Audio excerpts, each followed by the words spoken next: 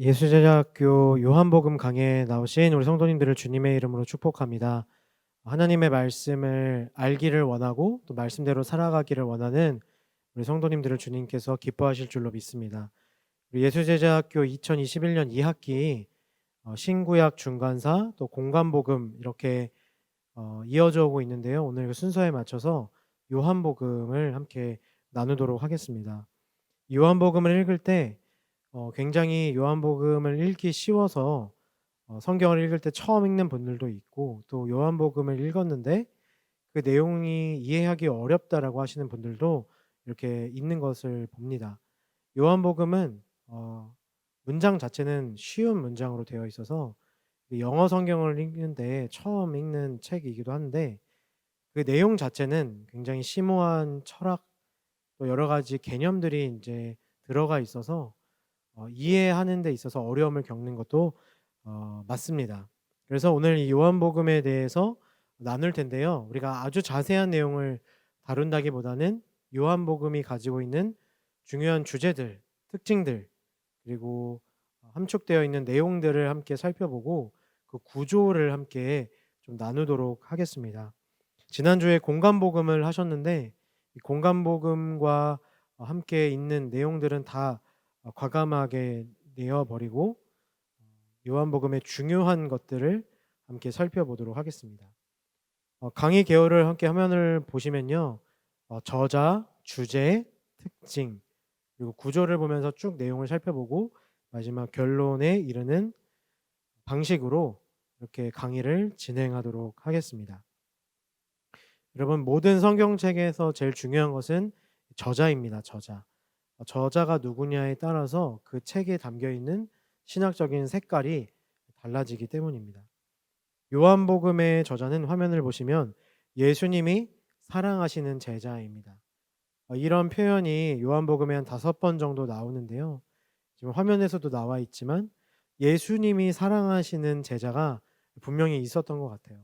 많은 학자들이 사도 요한 혹은 장로 요한 이렇게 얘기하는 분들도 있는데, 많은 사람들이 바로 사도 요한, 사도 요한이 이 요한복음을 기록했다라고 보고 있습니다. 그래서 예수님이 사랑하시던 그 제자, 이 성경 속에 기록되어 있는 사람이 예수님에 대한 이야기를 기록했다라는 것을 여러분 먼저 이해하고 지나가시면 될 것 같습니다. 계속해서 보시게 되면 주제는요, 2가지 정도로 요약할 수 있습니다. 화면을 보시면 예수님이 하나님의 아들 그리스도임을 믿게 하는 데 있습니다. 요한복음 20장 31절이 그 요한복음의 주제이기도 하고 목적인데요. 예수님이 바로 하나님의 아들이시고 그리스도임을 믿게 하려고 내가 이 요한복음을 기록했다라고 말합니다. 또 뭐냐면 두 번째는 생명을 얻게 하기 위해서 기록했다라는 것이죠. 곧 예수 그리스도를 하나님의 아들로 고백하고 그리스도로 믿는 것이 생명을 얻는 것이다. 요한복음의 가장 중요한 주제 중에 하나가 바로 이 생명입니다. 영생을 얻는 것. 이것이 가장 중요한 주제인데 그것을 요한복음 20장에서 강조하고 있습니다. 그래서 여러분, 이 2가지를 꼭 기억하세요. 예수님이 곧 하나님의 아들이시다. 그리고 그분을 통해서 생명을 얻는다. 이거 굉장히 기본적인 내용이죠. 그러나 이 기본적인 내용이 바로 요한복음의 기본적인 주제이고 기본 목적입니다.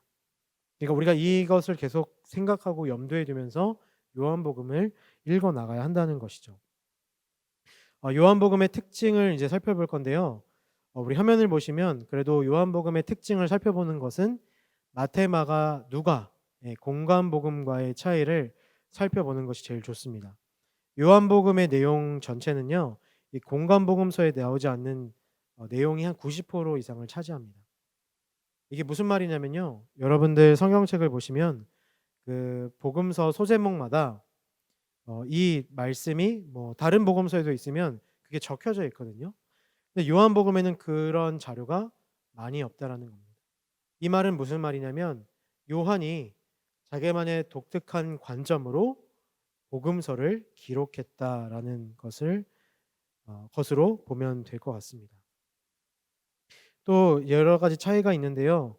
이 공간복음은 하나님에 대한 말씀을 많이 기록하고 있는 반면에 예수님은 요한복음에서 자신에 대해서 말씀하십니다. 이것이 이따가 보겠지만 예수님이 곧 하나님이시다라고 하는 이 기독론 여기까지 이제 다 있고요.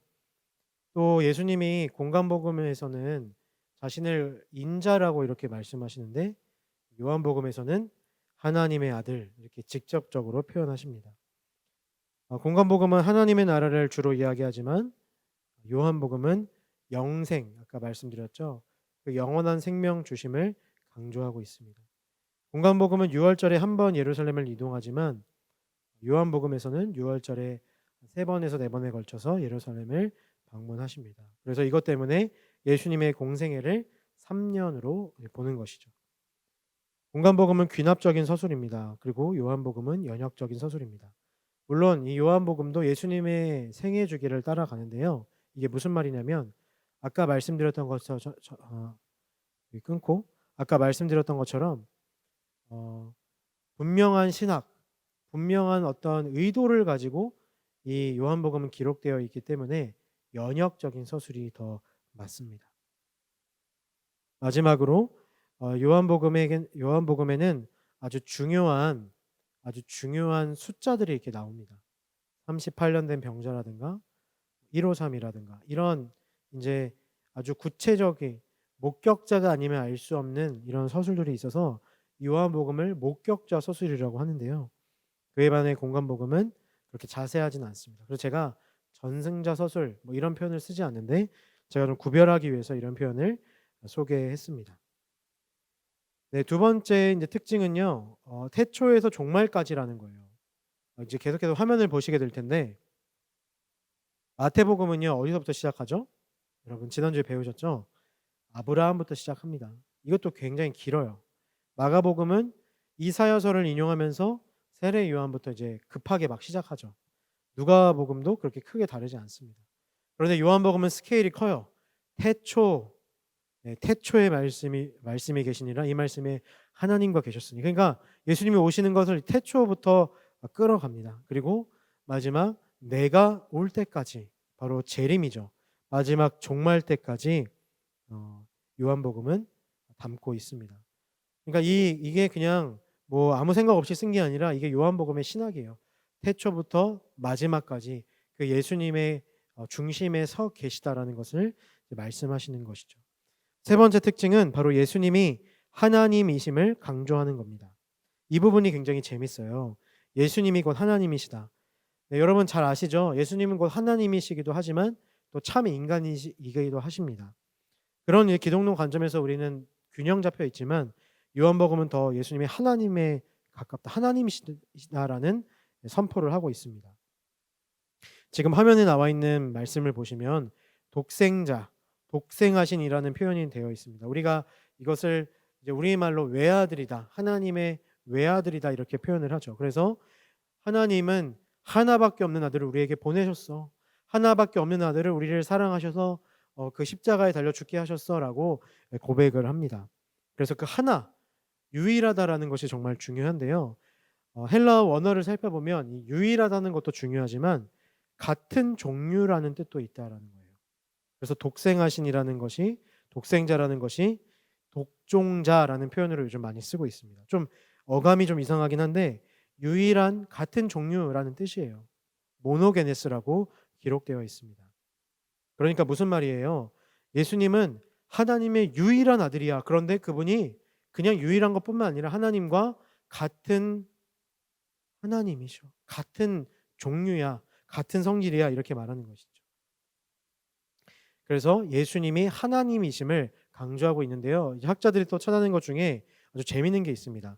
이 모노게네스라는 말이 있잖아요. 이 독종자라는 건데 게마트리아 용법이라고 이제 그리스어에 헬라어에 있습니다. 이게 뭐냐면은 각 단어마다 이렇게 숫자를 만들어낼 수 있는 용법이에요. 모노게네스가 496 치환하면 496이라고 합니다. 그런데 1장 1절부터 18절까지 그 프롤로그가 496개의 음절로 되어 있고요. 그리고 마지막 에필로그 이제 마지막 끝나가는 21장은 496개의 단어로 되어 있다고 합니다.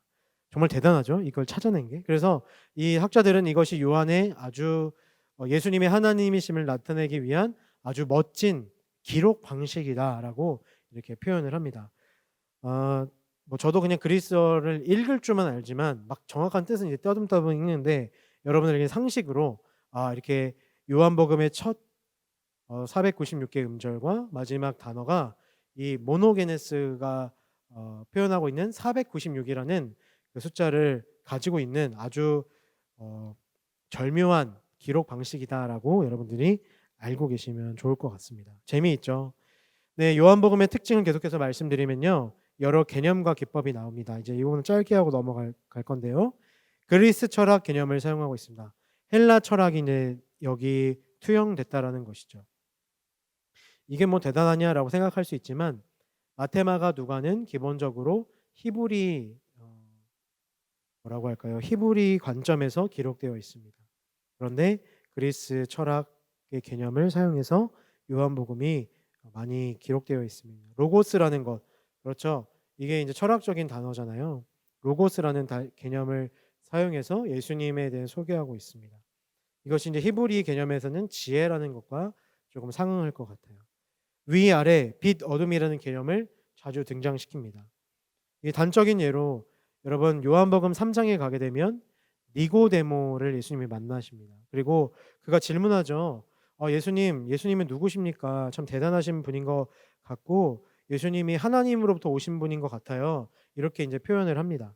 그런데 여기서 이제 예수님이 거듭난다, 다시 태어난다라는 말을 하는데요. 이게 다시 태어난다라는 표현도 맞지만 원어 헬라어를 보게 되면 아노덴인데 이게 위로부터라는 표현에 더 가까워요.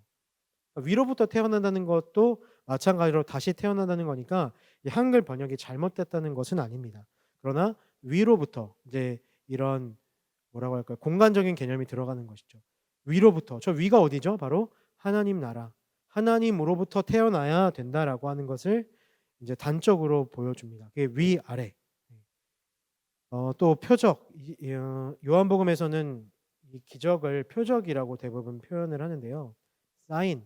그러니까 이 하나님의 놀라운 일들, 저 위에 있는 하나님의 영광이 이 세상에 놀랍게 드러낸다. 위에 있는 것들이 아래에서 표적으로 드러난다라고 하는 개념이 사용되어 있습니다. 빛 어둠. 여러분 방금 말씀드렸던 3장에서 니고데모가 밤에 찾아왔죠. 이런 빛과 어둠의 개념을 사용하고 있습니다. 자, 다음으로 넘어가면요, 이제 마지막인데요. 아이러니 기법이 있습니다. 역설이라고도 표현할 수 있고 아이러니라고도 표현할 수 있는데, 이렇게 하게 되는 말들을 하면서 강조하고 있다라는 것이죠. 죽음이 곧 영광. 이상하네. 그러나 예수님의 죽음이 곧 영광이다. 대제사장이 민족을 위해서 한 사람을 죽이라고 합니다. 왜냐하면 예수님 때문에 소요가 일어나고 로마의 눈치를 보게 되니까, 그래 예수를 죽여서 이 모든 시끄러운 일들을 없애버리자 이렇게 합니다. 대제사장이 그렇게 말하죠. 그런데 이것이 아주 아이러니하게도 대제사장이 예수를 하나님께 희생제물로 바치는 것 같은 그런 행위로 비춰진다라는 것이죠. 예수님이 하나님의 희생제물이 된 것 같은 드라마틱한 것이 나옵니다. 이렇게 보시면은 맹인이 눈을 떴는데요. 이 맹인은 눈을 뜨고 나서 예수님을 메시아로 고백하지만 눈뜬 유대인들은 예수님을 몰라봅니다. 아이러니죠. 진리가 무엇인지 모르는 빌라도가 진리 그 자체이신 예수님을 심판하고 신문합니다. 아이러니죠. 유대인들은 가이사만이 진정한 왕이라고 막 얘기합니다. 그럼 이것은 너무나 잘못된 고백이에요. 왜냐하면 그래도 유대인들은, 이스라엘 사람들은 하나님을 왕이라고 표현해야 하거든요. 고백해야 하거든요. 그런데 스스로 그렇게 고백하면서 자신들이 하나님의 백성이 아님을 폭로하는 그런 아이러니. 십자가에 붙인 나사렛 예수 유대인의 왕이라는 팻말이 바로 헬라 그리고 히브리 말로 붙여지면서 온 세상에 예수님의 왕이심을 선포되는 아이러니.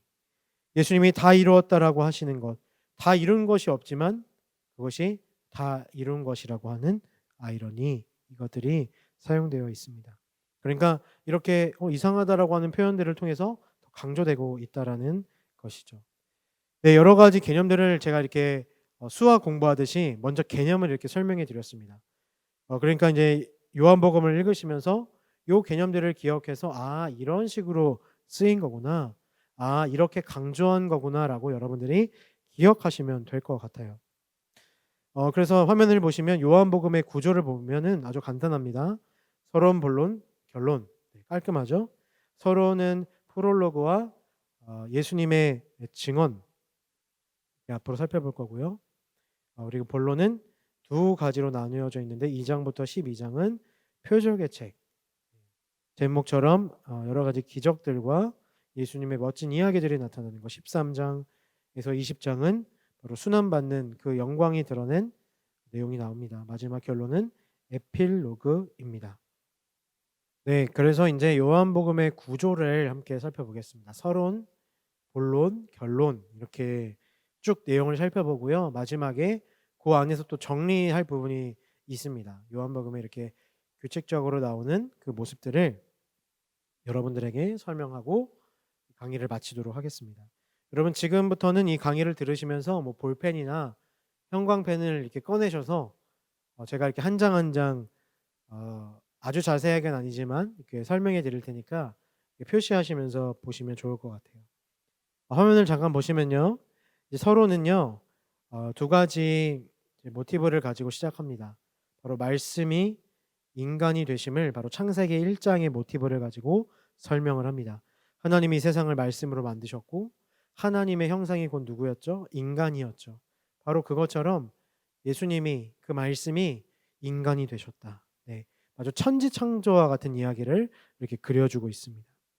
이스라엘 백성들이 성막에서 출애굽기 33 장, 34 장에서 성막에 거하신 하나님의 영광을 보게 되는데 이것도 차용하여서 이제 하나님의 영광이 예수님을 통해서 드러났다라고 이렇게 말씀과 영광이라는 그 이미지를 우리에게 보여주고 있습니다. 태초에 그 하나님이 천지를 창조하실 때 사용하셨던 그 말씀이 곧 예수님이시고 그 예수님이 이 땅에 오셨다. 그리고 이스라엘 백성들이 광야에서 만난 그 첫 만남의 영광, 그 하나님의 영광을 어 예수님의 탄생을 통해서 우리에게 보여주셨다라고 하는 것을 이미지로 이렇게 보여주고 있습니다. 그러니까 결론은 무엇이냐면 바로 그 예수님이 유일하신 참 하나님 또는 하나님의 아들이시다라는 것을 좀 우리에게 그려주고 있습니다. 계속해서 그러면서도 다른 사람들의 증언을 통해서 바로 예수님이 하나님이 보내신 분임을 말하고 있어요. 7가지 혹은 5가지 칭호라고 합니다. 화면을 보시면 예수님은 그리스도시다. 예수님은 선지자. 예수님은 세상 죄를 지고 가는 하나님의 어린 양. 하나님의 아들, 이스라엘의 왕, 그리고 그 사람의 아들 이렇게 되어 있습니다. 각각 구약의 어떤 예언, 구약의 모티브를 차용하고 있고 또 세례 요한과 그들의 제자의 입을 통해서 고백되어지는 것이 바로 예수님이라는 것이죠. 그러니까 예전부터 하나님이 약속하신 분이 예수님이시고 그것을 세례 요한과 그의 제자들이 증언해 주고 있다라는 것입니다. 그러니까 1장은 계속해서 예수님이 어떤 분이신지를 우리에게 보여주고 있기 때문에 여러분은 요한복음 1장을 좀 길긴 하지만 아주 자세하게 읽으셔야 합니다. 예, 이제는 본론으로 넘어가겠습니다. 본론으로 넘어가면요. 이제 아주 재밌는 이야기들이 많이 나옵니다. 본론은 아까 말씀드렸던 것처럼 표적의 책과 그리고 순환과 영광의 책인데요. 이제 표적의 책이겠죠. 2장 말씀을 보면요. 이제 가나의 혼인 잔치가 나옵니다. 여러분 잘 아는 내용이죠. 이것이 예수님의 첫 표적입니다. 이사야 25장 6절의 말씀이 성취되는데 예수님을 통해서 하나님 나라의 잔치가 시작되었다라는 것입니다. 지금까지 유대교, 유대 신앙이 있었지만 너희들이 잘 하나님을 신앙하지 못했기 때문에 이제 예수님을 통해서 새로운 잔치가 시작된다. 2장 계속해서 보시게 되면 성전 정화 사건이 있습니다. 하나님을 만나는 곳이 바로 성전이고 거룩하게 구별된 곳이 성전인데 이곳을 허물고 다시 세운다라고 하세요. 이것은 무슨 얘기인가요? 예수님을 통해서 바로 하나님과의 관계가 다시 세워진다. 곧 예수님이 성전이다라고 하는 것을 이제 말해줍니다. 여러분, 이 기적들과 사건들은 다 의미하는 바가 있어요. 그냥 예수님이 막 그냥 억지로 막 물을 포도주로 만드시고요. 막 열받아서 그냥 성전 정화하신 것이 아니라 그 모든 행위 가운데 메시지가 있습니다. 자, 그리고 3장 4장을 보게 되면 두 사람을 만나죠. 바로 니고데모와 사마리아 여인을 각각 만나시는데요. 여기서도 메시지가 있습니다. 니고데모가 궁금해요. 예수님의 모든 사역들이 궁금한데, 그래서 새로운 지식을 얻기 위해서 선생을 찾아갑니다. 자신도 선생이지만 어떻게 하면 저렇게 할 수 있지? 어떻게 해야 저런 일들을 감당할 수 있지라고 하는 궁금증에서 예수님을 찾아가는데요. 예수님은 전혀 다른 대답을 주시죠. 지식과 선생을 주시는 것이 아니라 새로운 생명을 주신다라고 말씀하십니다. 그래서 예수님을 통해서 새로운 생명이 주어지는 것이, 여러분 성경을 지금 보시고 계시죠? 3장에 그려지고 있습니다. 예수님을 통해서 새로운 생명이 주어진다. 그래서 이제 예수님은 모세, 그 광야에서 불뱀에 물려 놋뱀을 보게 한 그 모세의 놋뱀을 넘어서서 예수 그리스도의 십자가의 사건을 이제 미리 그리고 계신 것입니다. 모세를 넘어섰다는 것이죠. 사마리아 여인과 나는 물에 대한 대화를 예수님은 자신에 대한 은유로, 내가 바로 생명수다. 네가 내가 누군지 알았더라면 나에게 물을 달라고 했을 거야. 나에게 물을 달라고 하는 자, 내가 주는 물을 마시는 자는 영원히 목마르지 않는다. 이렇게 또 말씀을 하십니다. 생명과 물을 주신다라는 것이죠. 지금까지는 잘못된 방식이었지만 이제는 예수님을 통해서 주신다는 겁니다. 여러분, 사마리아 여인과의 관계에서도 뭐가 등장하냐면 야곱의 우물이 나오죠. 야곱의 우물을 이미 예수님이 넘어섰다는 겁니다. 이 본문에서도 야곱이 얼마나 중요한 사람인지 나오잖아요. 그 허례허식 그리고 유대교 전통을 예수님이 넘어서셨다는 것입니다. 자, 지금까지 내용을 이제 보시게 되면요, 여러분 눈치채셨을 거예요. 지금까지 너희들이 믿는 유대교 신앙, 그러니까 잘 믿었으면 상관이 없는데 잘못 행하고 있던 그 신앙들을 이제 예수님이 새롭게 만들어 가신다는 것이죠. 물을 포도주로 바꾸셨듯이 성전을 머물고 다시 세우듯이 스스로가 성전이 되신다는 것. 그리고 생명과 물을 다른 곳에서 찾을 수 없고 바로 나 자신 예수님에게서 찾을 수 있다라는 것을 이제 말씀하십니다. 그러니까 그 전 것이 무너지고 예수님을 통해서 세워진다라는 그림을 여러분들이 좀 그리셔야 될 것 같아요. 이제 5장부터 10장까지 내용을 또 설명해 드릴 텐데 이것 또한 너무나 재미있고 중요합니다. 화면을 보시면요, 네 가지의 절기가 나와요. 이제 예수님은 대놓고 유대 절기를 이렇게 비판하시면서 예수님이 어떻게 하시는지를 보여주시는데, 안식일입니다. 첫 번째 5장. 여러분 잘 아시죠? 안식일에 예수님이 중풍병자를 고치십니다. 그러니까 예수님께서 이렇게 말씀하시죠. 아버지께서 일하고 계시기 때문에 나도 일한다. 너무 놀라운 일입니다. 놀라운 일이에요. 예수님께서 오래된 그 베데스다 연못 가운데 있는, 죄송합니다. 제가 중풍병이라고 이렇게 표현을 했는데 어쨌든 일어나지 못하는 사람을 고쳐 주셨어요. 아버지께서 일하고 계시니 나도 일한다. 네, 이렇게 지금 표현했는데 이것이 이제 굉장히 놀라운 표현입니다. 왜냐하면 안식일에 사람을 고쳐준 것도 지금 문매를 맞는데 하나님을 아버지라고 고백한 거예요. 그리고 그분이 일하니까 나도 일할 거야. 이렇게 하나님과 자신을 동일시하는 것. 유대인들이 예수님을 죽이려고 합니다. 여러분 이제 6장에 가게 되면요, 오병이어 사건이 있어요. 그냥 이게 오병이어 사건으로 읽으면 안 되고요, 유월절과 이렇게 이어서 읽어야 합니다. 오병이어 사건의 바로 그때가 유월절이잖아요. 유월절에 왜 오병이어 사건을 시전하셨을까요? 여러분 오병이어라는 것은 유월절이라고 하는 것은, 생각해 보세요. 여러분들 출애굽할 당시에 마지막 10가지 재앙을 앞서서 유대인들이 양을 잡아다 먹고 또 빵을 먹고 또 이렇게 여러 가지 준비된 음식을 먹으면서 쓴 나물 같은 걸 먹으면서 이제 구원을 기다리고 구원을 경험했잖아요. 그 절기가 계속해서 이어져 오는 것이 유월절입니다. 그런데 그 유월절 이제 잘 지켜지지 못하고 있었겠죠. 그러니까 그 예수님이 유월절에 오병이어 자신을 주신 것입니다. 내가 하늘에서 내려온 떡이다라고 말씀하시는 거예요. 결국 이것은 어디까지 이제 이어져 올라가냐면 예수님이 유월절에 십자가에서 죽으시는 것까지 이어집니다. 그러니까 지금 음식, 이미 먹은 음식, 지금 주신 음식, 앞으로 먹을 그 예수 그리스도라는 음식, 네, 살과 피, 이것을 지금 미리 보여주시기도 하고 또 상기시켜 주시는 거예요. 그러니까 이런 말씀을 하실 수 있는 거죠. 내가 하늘에서 내려온 떡이다. 그러니까 유대인들은 이해하지 못하고 수군거립니다. 여러분 세 번째는요. 이제 넘어가면요. 초막절이에요. 여러분 좀 지루하실지 모르겠지만 이제 절기가 이제 세 번째, 네 번째가 이제 이어집니다. 여러분 초막절은 하나님이 이스라엘 백성들을 인도하시고 구원해 주신 것을 기억하는 시간입니다. 그래서 구름 기둥과 불 기둥으로 인도하시고 물을 공급하셨잖아요. 그것을 기억하고 이제 감사하는 것입니다. 그래서 각각 불, 물 이것을 이제 율법과 또 정결로 이렇게 대치해서 하나님 앞에 이렇게 세레머니를 하는 게 있었어요. 그래서 지금 화면을 보시면 생수의 강, 세상의 빛, 예수님이 동일하게 이 초막절을 대체해서 자신이 곧 생수의 강, 물이다. 그리고 내가 세상의 빛이다라고 이렇게 말씀하시는 거예요. 그러니까 유대인들이 예수님을 돌로 치료합니다. 자, 비슷한 내용이 지금 계속 반복되고 있죠. 마지막 절기는 바로 수전절입니다. 이것은 하누카라고도 부르는데 그 마카비가 성전에서 더럽혀진 성전에서 우상을 제거하고 다시 재건한 절기가 바로 수전절입니다. 아주 중요한 절기이죠.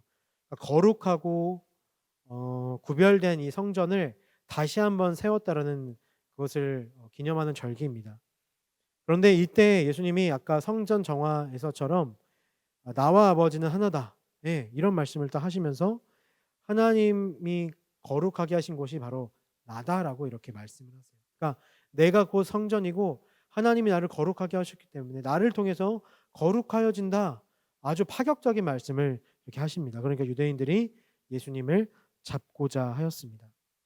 여러분 이제 지금까지 내용 이제 절기를 예수님이 이렇게 넘어서는 모습. 너희가 이렇게 지켰지만 원래 나는 이런 존재야라고 하면서 그 절기를 넘어서서 자신의 존재를 가르쳐 주시죠. 바로 이것이 예수님이 이 땅에 오신 이유고 또 그들에게 예수님의 존재를 나타내시는 방식입니다. 2장부터 10장까지 내용을 지금 살펴보았는데 정리가 되시죠? 네. 그 전까지 허례허식으로 또 잘못된 신앙으로 있던 것을 예수님이 다 무너뜨리시고 또 변화시키셔서 그 예수라는 존재, 그 하나님과 같은 그 존재를 통해서 이제 너희들에게 보여준다. 나에게 구원이 있다라고 이렇게 말씀하고 있는 것입니다. 각 장마다 그런 내용들이 담겨져 있습니다. 자, 그러면 이제 두 장이 남아 있죠. 바로 11장과 12장입니다. 화면을 보시면 이제 11장과 12장은 전반기 사역을 정리하는 내용이에요. 예수님이 이제 사람들이 하도 죽이려고 하고 막 때리려고 하고 하니까 위협을 느끼셔서 떠나시는데 그때 정말 사랑하는 친구 나사로가 아프다라고 하는 소식을 듣게 됩니다. 여러분 11장을 이렇게 보시면서 함께 말씀을 따라오면 좋을 것 같아요. 여러분 나사로 하면 뭐죠? 나사로가 다시 살아난 기적입니다. 이게 요한복음의 7번째 기적인데 이제 예수님이 사랑하는 친구 나사로가 힘들고 그리고 이제 곧 죽었다라는 것을 듣는데 이 여정이요. 떠나온 예루살렘을 향하여 다시 가는 여정이에요. 예수님이 지금 위협을 느껴서 예루살렘을 떠나셨는데 사랑하는 친구 나사로 때문에 다시 발걸음을 돌리시는 겁니다. 이 이동 경로, 이 예수님의 이동 방향이 너무 중요해요. 이제 사랑하는 친구를 위해서 그런 거 다 두려워하지 않고 나아가는 예수님의 모습이 이 전반기 사역을 요약하고 또 후반기 사역을 보여주는 중요한 대목입니다. 내가 나사로한테 가는 것 이것이 그냥 뭐 가는 게 아니라 위협 속에서도 가신다는 거예요. 그런데 그게 누구예요? 사랑하는 친구. 여러분 요한복음 뒤에 이제 사랑하는 친구를 위해서 죽는 거, 서로 사랑의 관계 이런 말들이 나오는데 바로 이것을 이제 먼저 우리에게 11장, 12장에서 보여주는 것이죠. 여러분 이렇게 해서 이제 우리가 표적의 책을 잘 살펴 보았습니다. 그다음에 이제 13장부터 20장까지의 내용을 이제 계속해서 살펴볼 겁니다. 여러분 이제 예수님이 발을 씻기세요. 그러니까 지금 이제 분위기가 갑자기 확 바뀌었습니다. 그 전까지는 유대인들과 다투고 막 표적도 보여주시고 또 유대교를 이렇게 좀 넘어서는 모습을 보여주셨는데 이제는 자신의 십자가 사역을 준비하기까지의 그 모든 사역에 몰두하십니다. 발을 씻기시고 십자가를 예고하시는데 새로운 계명을 그들에게 주시죠. 바로 서로 사랑하라라는 내용입니다. 서로 사랑하라. 예수님께서 13장 1절에 보게 되면 이제 자신이 하나님께 돌아갈 것을 아셨다라고 하고 끝까지 사랑하신다라고 합니다. 아까 친구를 사랑하는 친구가 있었고 그를 다시 살리시고 다른 사람들을 사랑하는 그 과정, 여러분 이제 이 장면들이 그려지셔야 돼요. 그런데 이제 계속해서 예수님의 말씀과 기도가 나오기 때문에 제가 5가지로 정리해 보았습니다. 예수님은 이제 성령을 보내시기 위해서 예수님은 떠나신다는 것이죠. 바로 성령을 남겨두시고 성령이 일하시고 예수님은 가셔서 우리의 처소를 남겨주신다라고 말합니다. 두 번째는 그 한 분이신 하나님은 사랑으로 연합하는 관계. 그래서 요한복음에서 이 삼위일체 관계가 아주 자세히 드러납니다. 성부, 성자, 성령 하나님이 사랑으로 하나로 되어 있다라는 것. 그리고 예수님에 따르는 자들은 당연히 그 하나님의 사랑 안에 거하는 자들이고 예수님을 따르는 자들은 성령의 권능을 힘입어 앞으로 그 성령의 권능을 힘입어 그 사명을 감당하게 된다. 우리에게 적용할 수 있는 것이죠. 자, 그런데 세상은 예수님을 미워하였습니다. 그렇기 때문에 예수님을 따르는 자들도 미워한다. 우리에게 말씀하시죠. 이제 세상은 나를 미워했어. 너희들 잘 알잖아. 그러니까 나를 따르는 너희들도 미워할 거야. 그러나 나는 세상을 이겼다라고 말씀하십니다. 여러분 이 대목이 너무나 중요합니다. 이제 우리가 이제 이것을 가지고 계속해서 본문 말씀을 볼 텐데요. 예수님이 세상을 이기셨다. 여러분 예수님이 세상을 이기셨나요? 정말로? 지시지 않았어요? 네. 여러분 우리가 어떻게 예수님이 세상을 이기셨다고 보고 있죠? 예수님이 정말 세상을 이기셔야 오늘 우리가 방금 읽었던 말씀처럼 우리가 예수님의 제자이니까 그분을 따를 수 있지 않을까요? 세상이 우리를 미워한다는데 어떻게 세상으로 나아갈 수 있을까요? 예수님은 어떻게 승리하셨나요? 바로 예수님의 승리는 죽으심과 부활입니다. 이제 13장 을 넘어서서 17장 그리고 이제 18장에 이어가는 징검다리가 바로 이제 그 예수님이 승리하셨다라는 말입니다. 너희들 서로 사랑해. 내가 발을 씻겨준다. 하나님과 나는 서로 사랑하는 관계고 우리도 사랑하는 관계다. 근데 세상이 나를 미워하니 너희도 미워할 것이다. 그러나 나는 이미 승리하였다. 이렇게 말씀하시죠. 그래서 우리가 지금 요한복음 후반기로 가면서 하반절로 이제 가게 되면서 그 승리하심을 분명히 우리가 믿음으로 고백해야 돼요. 요한복음에 7가지 표적이 있는데요. 그 중에 마지막의 결론이 십자가의 죽으심과 부활입니다. 많은 학자들이 이제 이 십자가의 죽으심과 부활을 따로 떼놓고 7가지 기적이라고 얘기를 하고 또 어떤 학자들은 이 십자가의 죽으심과 부활이 기적이다. 그래서 7가지 기적으로 이렇게 얘기를 하는데요. 뭐 어떻게 보든 상관은 없습니다. 그래서 제가 중고등부 아이들과 함께 설교를 할 때 요한복음 7가지 표적에 대해서 했는데 그래서 우리가 보여줄 마지막 표적은 바로 이 예수님의 죽음과 부활이다라고 이렇게 시리즈로 설교를 했습니다. 그렇죠. 우리가 아무리 기적과 표적을 많이 경험하더라도 이 죽으심과 부활을 세상에 보여주지 못하면 아무런 쓸모가 없게 되는 것이죠. 그래서 18절과 20절 말씀 우리가 뭐 하나하나 볼 수 없어서 이렇게 정리를 해보았습니다. 예수님께서 빌라도에게 진리를 가르치십니다. 밑에 또 이렇게 나와 있지만 빌라도가 진리를 묻죠. 진리이신 예수님께 진리를 묻고 빌라도는 진리를 알지 못합니다. 체포 과정에서 예수님이 자신이 아주 적극적으로 능동적으로 이렇게 하시는 것이 묘사되어 있고 아까 잠깐 말씀드렸지만 십자가 팻말에 히브리 계열의 말과 그리스 계열의 말들로 이렇게 기록되어 있어서 바로 예수님이 왕이심이 선포되는 그런 일들이 있고, 또 부활하신 예수님을 만난 제자들에게 예수님이 평안을 말씀하시는데요. 우리 창세기 2장처럼 그 최초의 인간에게 숨을 불어 넣어 주셨잖아요. 그것처럼 하나님의 숨을 부여받은 인간이 바로 하나님이 진짜 언약 백성이다라고 하는 것.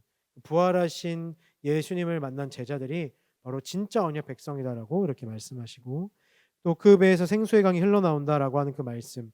그 배라는 것이 우리 배가 아니라 예수님의 배거든요. 그래서 십자가에 십자가에 달려서 그 배가 창에 찔림으로 물과 피가 흘러나왔다고 하는데, 그 말씀이 이제 성취되었습니다. 그 내용이 이제 18장, 19장, 20장 예수님의 우리가 잘 알고 있는 십자가의 죽으심에 대한 부활에 대한 내용입니다. 네, 그래서 이제 예수님의 7가지 표적을 아까 잠깐 언급해 이제 드렸는데요. 이제는 이제 20장까지 설명해 드렸기 때문에 우리가 이제 쭉쭉 2장부터 20장까지는 그냥 이렇게 내용 순으로 쭉 보았지만, 그 사이에서도 우리가 좀 봐야 할 요한복음의 중요한 주제들이 있습니다. 지금 잠깐 화면을 다시 한번 보실 텐데요. 7가지 표적. 이제 아까 말했던 하늘과 땅, 위, 아래 뭐 이런 개념이 7가지 표적 속에서도 하늘의 그 놀라운 영광이 땅에 보여지는 개념입니다. 이 7가지가 그냥 나타난 게 아니라 하늘에 있는 영광이 나타나는 표적이라고 이제 이해하시면 됩니다. 그래서 물이 포도주로 만드셨고, 왕의 신하의 아들을 고치신 치유, 또 치유, 그리고 오병이어의 기적, 무리를 거르심, 나면서 맹인인 자를 고쳐주셨고, 죽은 나사로를 살리셨다. 이런 표적들을 이제 예수님께서 보여주셨고, 이것이 이제 요한복음의 7가지 기적이다라고 하는 것을 우리 성도님들께서 그냥 상식으로 알고 계시고, 방금 이제 지나갔지만 요 내용들을 형광펜으로 이렇게 표시해 놓으시면 나중에 요한복음을 이렇게 읽을 때 이게 7가지 기적들이 쭉 있구나라는 것을 여러분들이 한눈에 아실 수 있습니다. 요한복음을 보시게 되면 이제 이런 완벽한 구조는 아니지만 표적을 예수님이 행하십니다. 기적을 행하시는데요. 유대인들이 그걸 보면서 오해하기도 하고 예수님을 이해하지 못하죠. 예. 어떻게 안식일 날 그래? 어떻게 감히 너가 하나님의 아들이라고 해? 자, 이런 이제 오해를 하면 예수님이 어떻게 하시죠? 그냥 무시하시나요? 아니죠. 그들에게 이제 설교하십니다. 설명하십니다. 이제 그럴 때 뭐 나는 뭐다. 이렇게 하면서 설명을 이제 하시는데요. 한번 화면을 보시면요. 표적이 나오고요. 유대인들의 오해, 무지죠. 그러면 예수님이 이렇게 설교를 하시고 또 이렇게 또 이동하셔서 표적 보여주시면 유대인들이 오해하고 이해할 수 없는데 예수님이 이렇게 설교를 하십니다. 이런 아주 정확하진 않지만 비슷한 패턴들이 나옵니다. 이것을 이제 여러분들이 읽으실 때 기억하시고, 그래서 예수님의 설교 중에 또 7가지의 중요한 주제가 있습니다. 여러분 7가지의 나는이다. 이제 화면을 보시면 되는데요. 출애굽기 3장 14절에서 하나님이 모세를 이제 떨기나무에서 부르실 때 나는 뭐다. 나는 스스로 있는 자다. 이렇게 하신 거 여러분 아시죠? 그 이제 문장 구조가 헬라어로 에고 에임이에요. 나는 뭐다. 네. 이 이야기를 예수님이 7가지로 하셨던 거예요. 이 또한 여러분들이 이렇게 형광펜으로 칠해서 예수님이 요한복음에서 뭐라고 하셨는지를 이렇게 보시면 돼요. 너무 분명하잖아요. 나는 뭐다. 나는 뭐다. 이렇게 분명하게 말씀하셨기 때문에 우리가 예수님에 대해서 요한복음을 읽을 때 예수님은 떡이시구나, 세상의 빛이시구나라고 하는 것을 우리가 쉽게 알 수 있습니다. 자, 그래서 여러분들 이렇게 나는 이다라고 하는 것이 그냥 뭐 했구나라고 하는 것이 아니라, 이것이 아까 처음에 말씀드렸죠. 지금 출애굽기 3장 14절이 하나님의 자기 계시잖아요. 나는 스스로 있는 자다. I am who I am.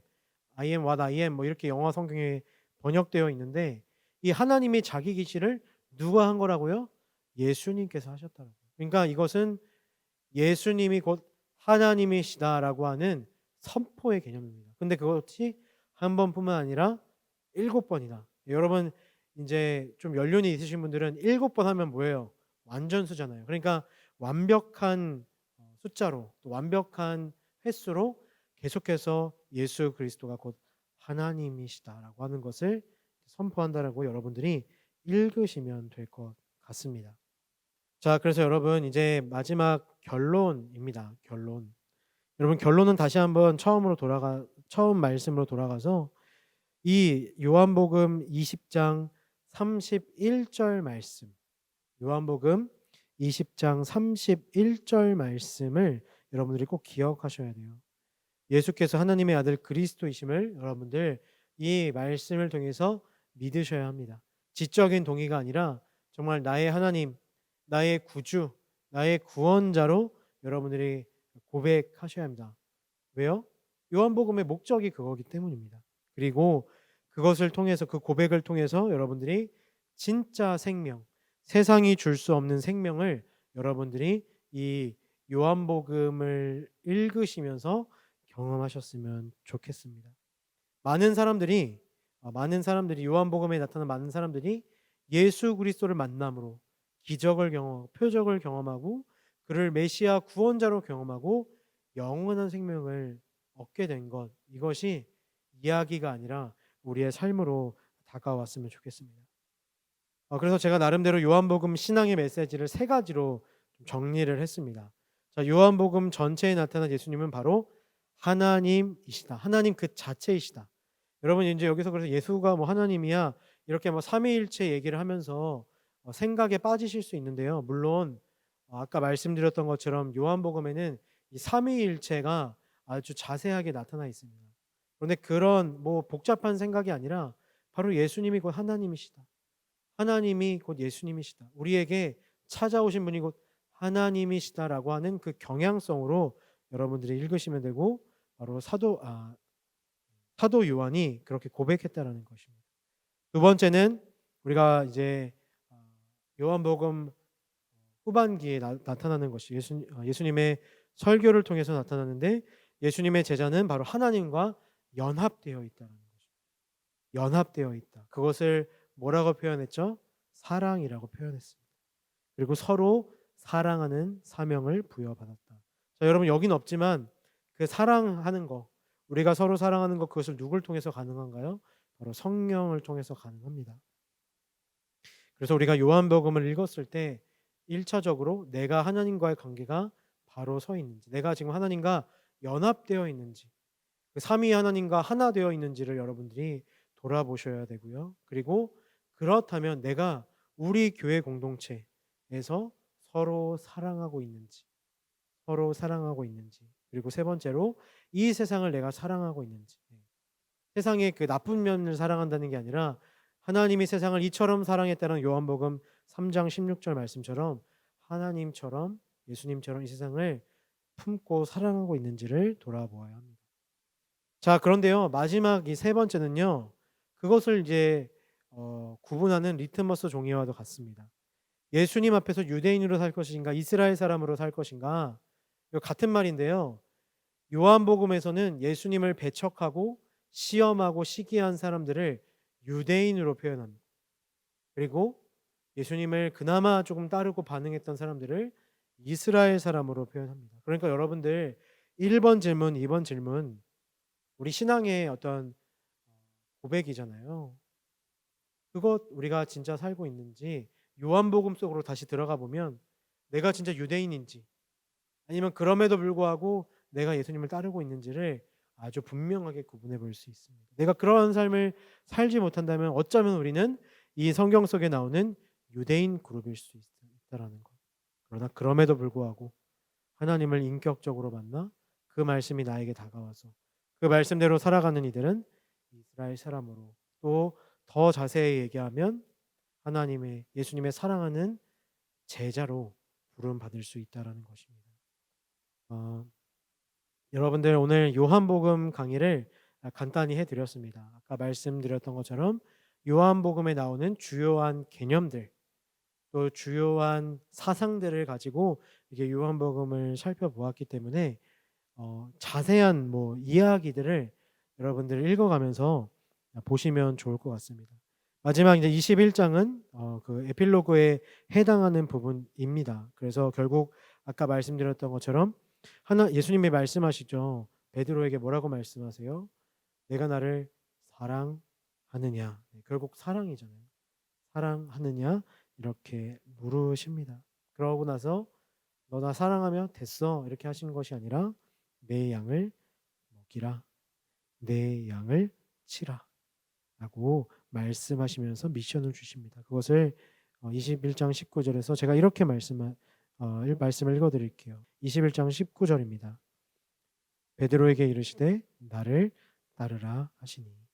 여러분, 하나님의 그 사랑 안에 거하는 자들, 또 예수님을 하나님으로 바라보는 자들에게는 하나님이 나를 따라오라라는 미션을 부여해 주십니다. 이 말씀에 예, 아멘으로 응답하며 따라가는 저와 여러분 되시기를 주님의 이름으로 축복합니다. 우리 잠깐 기도하고 강의를 마치도록 하겠습니다. 하나님 아버지 감사합니다. 복된 시간을 허락해 주시고 하나님의 말씀을 나누고 들을 수 있도록 은혜 주시니 감사합니다. 하나님, 우리가 주님의 말씀을 대할 때마다 지혜를 주셔서 이 말씀이 우리의 심령에 새겨지게 해 주시고 이 말씀이 우리의 삶에서 살아내질 수 있도록 주님 축복해 주시옵소서. 특별히 오늘 요한복음 말씀을 들었습니다.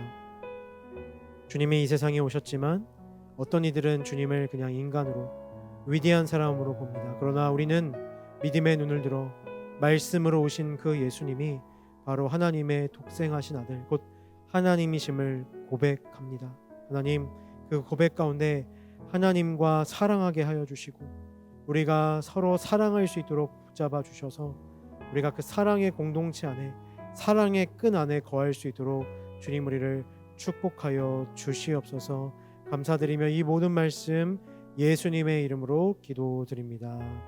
아멘.